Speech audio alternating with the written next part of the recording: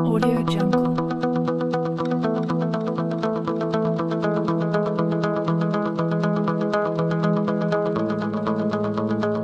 Audio Jungle.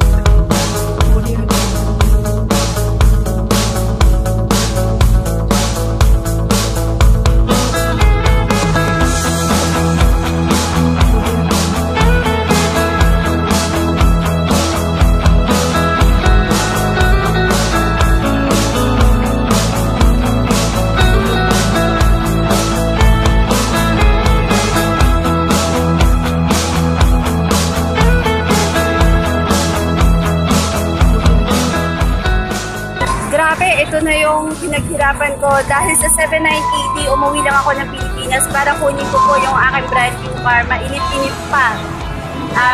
Ako nga, bago ang lahat, ako nga pala si Jillian Camansay under AIM Lion International, M Panther, and Tingle International Singapore. Guys, masasabi ko lang,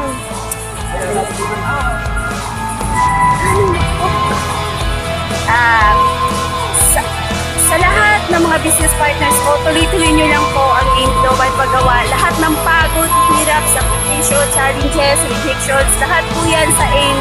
Bayad po. Ito na po yung pinaghirapan ko po sa loob ng 3 taon. Grabe, ang laki po ng binago ng buhay ko. I am just an ordinary PH. Galing po ako ni Singapore.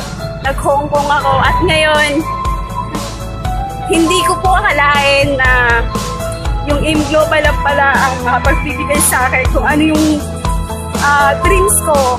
Actually, noon, hindi ko pinapangarap to, yung kayo na to.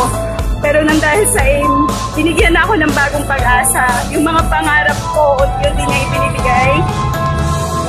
Basta, guys, mga business partners ko, tuloy-tuloy nyo lang po yung ginagawa natin sa AIM. Mahirap po sa umpisa, pero lahat po yan, bayad po yan sa AIM Global.